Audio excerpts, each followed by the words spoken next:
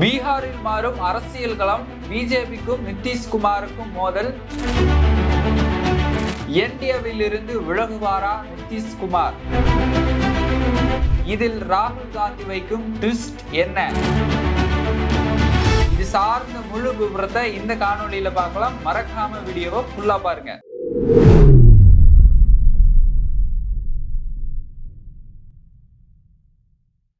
கோபாசை நண்பர்களுக்கு வணக்கம். நானும் உங்கள் சின்ன அது அரசியல் களம் தொடர்ந்து பேசுவோம், உண்மையை உறக்க சொல்வோம். பீகார்ல 2025 சட்டமன்ற தேர்தல் வர நவம்பர் இல்லைன்னா அக்டோபர் மாசத்துல அப்படின்னு சொல்றாங்க. இப்படி சட்டமன்ற தேர்தல் நடக்க போற நிலையில பிஜேபிக்கும் என்டிஏ கூட்டணியில் இருக்கக்கூடிய நிதிஷ்குமாருக்கும் ஒரு மோதல் ஏற்பட்டு இருக்கிறது. இந்த மோதல் ஏற்பட்டு வெடிக்கிற நிலைக்கே போயிடுச்சு.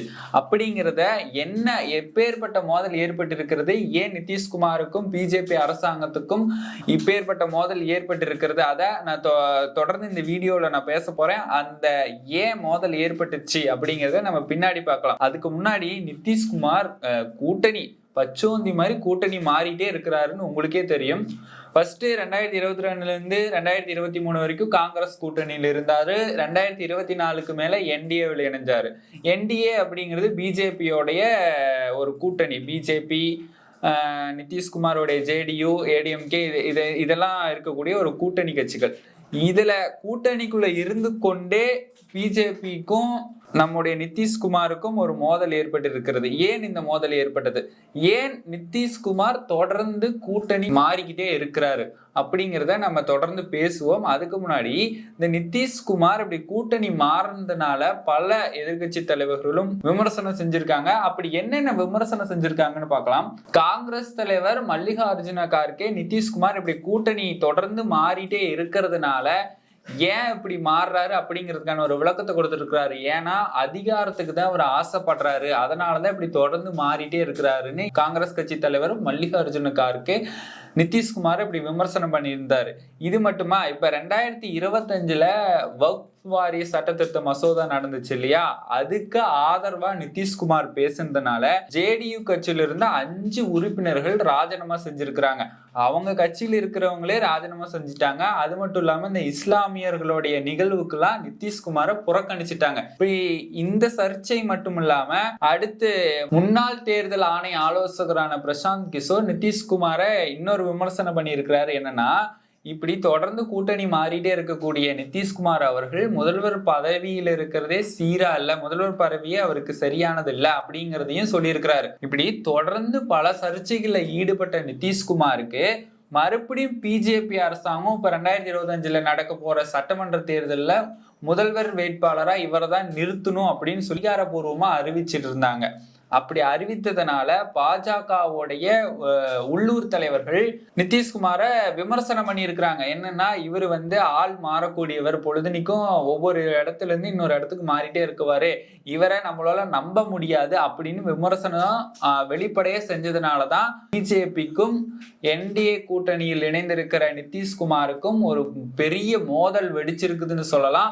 நிதிஷ்குமாருக்கு மீது பிஜேபிக்கு நம்பிக்கை இல்லை. பிஜேபிக்குள்ளவே இருக்கக்கூடிய நிதிஷ்குமார் தொடர்ந்து இப்படி கூட்டணி மாத்திட்டே இருந்தா எப்படி நம்புவாங்க? நான் இப்ப ஒருத்தரோட சேர்ந்து ஒற்றுமையா வேலை பார்க்கறேன்னா அவங்க கூடவே இல்லாம வெவ்வேறு ஒரு நபர்களுடன் இணைந்து பொழுதுனிக்கு மாறிட்டே இருந்தா இந்த மாதிரி கோளாறுகள் ஏற்படும்.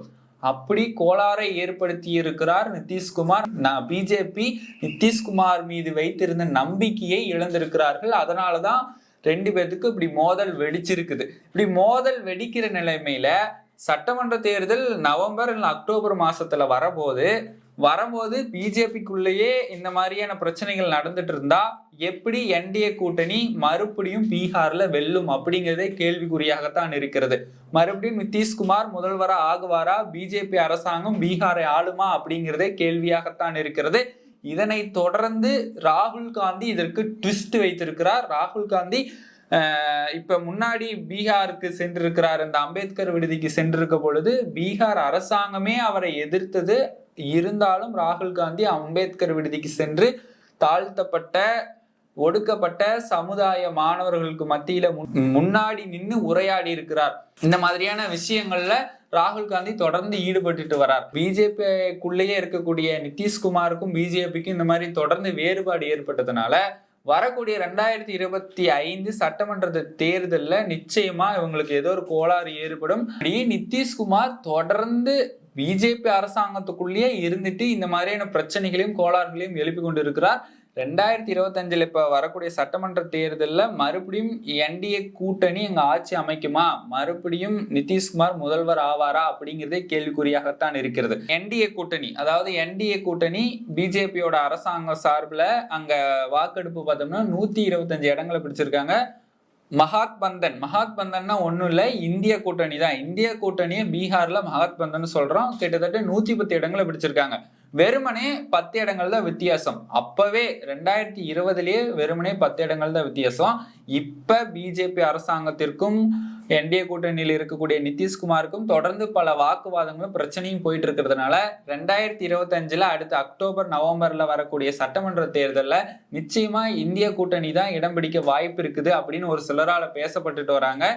பிஜேபி தரப்புல இருந்து என்ன சொல்றாங்கன்னா, நீங்க எங்களோட கூட்டணி வச்சதுனாலதான் உங்களுக்கு 12 எம்பி சீட்டு கிடைச்சிருக்கு பாராளுமன்ற எலெக்ஷன்ல அப்படின்னு சொல்றாங்க.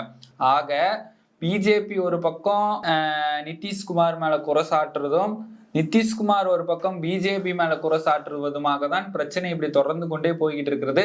ஆக நம்ம பொறுத்திருந்து பார்ப்போம், மீண்டும் முதல்வரா ஆகுவாரா நிதிஷ்குமார், இல்ல என்டிஏ கூட்டணியிலிருந்து விலகிடுவாரா அப்படிங்கிறத நம்ம பொறுத்திருந்து பார்ப்போம்.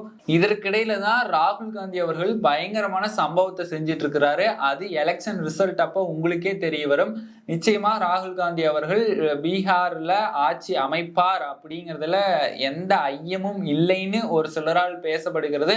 அதை நாம பொறுத்திருந்து பார்ப்போம். ராகுல் காந்தி அவர்கள் ஆட்சி அமைக்கிறாரா, இல்ல என்டிஏ கூட்டணியிலிருந்து நிதிஷ்குமார் விலகி தனியாக மறுபடியும் ஆட்சியை தொடர போறாரா அப்படிங்கிறதெல்லாம் நம்ம பொறுத்திருந்து பார்ப்போம். அதுக்கு முன்னாடி இந்த காணொலியை முழுவதுமாக பார்த்ததுக்கு நன்றி கூறி மீண்டும் ஒரு அடுத்த காணொலியில் நான் உங்களை சந்திக்கிறேன். அதுவரையும் உங்களிடமிருந்து விடைபெறுவது நான் உங்கள் சின்னா.